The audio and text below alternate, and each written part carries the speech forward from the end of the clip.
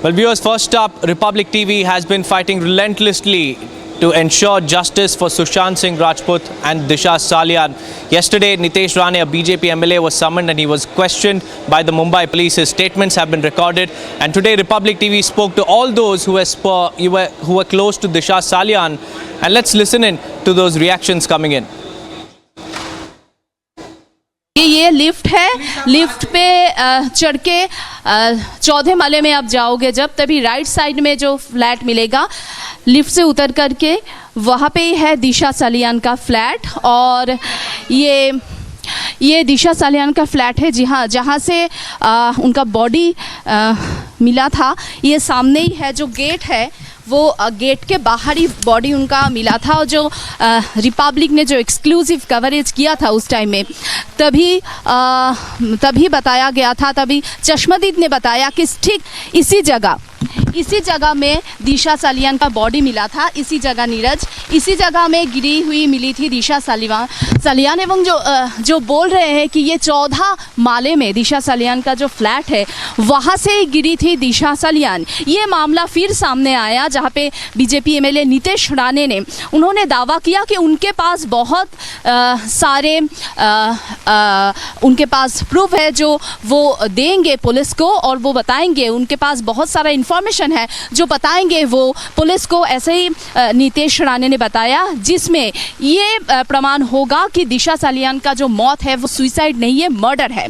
और जो चश्मदीद ने रिपब्लिक को बताया, एक्सक्लूसिव कवरेज रिपब्लिक ने किया था, तभी जो बताया कि इस जगह पे मिली हुई थी दिशा सालियान की बॉडी। और चश्मदीद बताते हैं कि उसमें थोड़ा जान तभी भी था जब वो गिरी थी। अभी जो हमने बात की यहाँ के जो रहने वाले हैं, वो जो आंटी ने हमें बताया कि वो उस घटना घटने के 1 महीने बाद ही यहाँ पे आई, और आके उन्होंने सुना कि दिशा सालियान का जो ये मौत है, ये जो मौत है ये बहुत गंभीर इसके पीछे कारण है। जो आसपास वाले भी बताते थे कि ये मौत सिर्फ एक सुसाइड नहीं हो सकता, ऐसा ही दावा है यहाँ पे जो रहने वाले हैं इनका। 8 जून 2020 में जो घटना घटी, एक पार्टी शुरू हुई रात 9 बजे, और पार्टी चलते चलते ऐसा क्या हुआ जो दिशा सालियान ने 100 में डायल किया। जब भी आप या मैं, कोई भी हमारे सामने कोई सिचुएशन ऐसा हो जहाँ से हम डर रहे हैं जो सिचुएशन से, तभी हम 100 डायल करते हैं। और तभी दिशा सालियान ने पार्टी से क्यों 100 डायल किया, ये सब क्वेश्चन अभी भी ये सब क्वेश्चन का आंसर नहीं मिला। और जो पार्टी करती है, जो अपने पार्टी के शुरू होने से पहले अपने यूके के फ्रेंड के साथ बात करती है 20 मिनट, अपने दोस्तों के साथ बात करती है 20 मिनट, पार्टी में जाती है, खुद के घर में पार्टी बुलाती है, पार्टी करती है, फिर रात 12 से 12:40 के अंदर उसका मौत हो जाता है। ऐसा क्या हो सकता है जो आदमी आत्महत्या करने जा रहा है वो अपने घर में पार्टी बुलाए, पार्टी में एंजॉय करे, उसके बाद 100 डायल करे, उसके बाद उसका मौत हो जाए। ये अगर कड़ी हम जुड़ेंगे तो हम ये क्वेश्चंस हमारे सामने आ रहे हैं कि ये एक मौत, ये जो मौत है ये सिर्फ क्या एक सुसाइड है, या इसके पीछे है बहुत बड़ा हत्या का कॉन्स्पिरेसी। ये क्वेश्चंस सामने आ रहा है जिसका आंसर आज तक भी नहीं मिला। कैमरा में नीरज के साथ मीनाक्षी देव, रिपब्लिक टीवी, मुंबई। तो आप जब आए तो कुछ सुने कि आसपास वाले जो नेबर्स थे कुछ बोले आपको? उन्होंने खुद ही मारा करके। कौन बोला? वो बोलते हैं ना, ऐसा खुद ही बोलते हैं ना।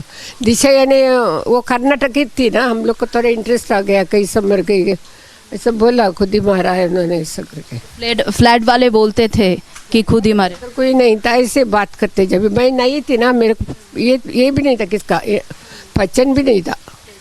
हम लोग उसका थोड़ा दिन बाद, 1 महीना बाद में। तो आके क्या क्या सुना आपने? वही बोल रहे थे, मैंने खाली उसका देखा था फोटो वगैरह इसमें, किसमें, ये टीवी पर, व्हाट्सएप पर वगैरह देखती थी मैं। वो कर्नाटका की थी ना, बाद में यही बिल्डिंग में खुद ही मारा करके मालूम नहीं पड़ा मेरे को, बाद में मालूम पड़ा। Well, that was a ground report and also some of the testimonies of people who were close to Disha Salian. Now, I have Madhurima also joining me live from the newsroom. Madhurima, the Disha Salian death case probe is picking pace, and yesterday Nitesh Rane was questioned after he claimed that there are crucial evidences that the case could probably be a case of murder and not suicide. Well, absolutely, Deepak. What needs to be seen here is that Disha Salian's case and the Sushant Singh Rajput murder case, they came on a very close quarters. There was just a gap of 1 week. And we know that Salian had worked for Sushant Singh Rajput in the past as well. So now there have been multiple efforts to brush the entire case under the carpet. But once again, this case is seeing the light of the day. And with Nitesh Rane coming in and highlighting multiple loopholes, he had spoken exclusively to Republic TV, where he says that there is so much to look into, there is so much to probe for the Mumbai police, and what we are hoping is that from one thread that will unravel from the Disha Salian case will of course lead to the Sushant Singh Rajput case as well. Now with Disha Salian, we know that she fell off, but there were multiple questions that Republic TV had relentlessly and incessantly asked during 2020 as well. We were there on ground for months and we took the coverage.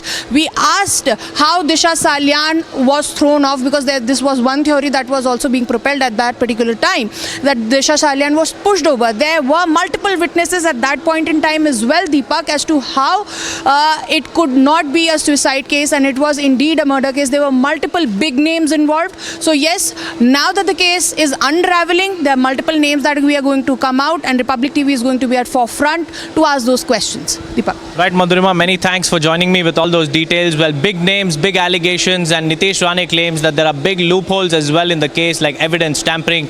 We'll have to wait and watch what the probe will throw up in the coming days.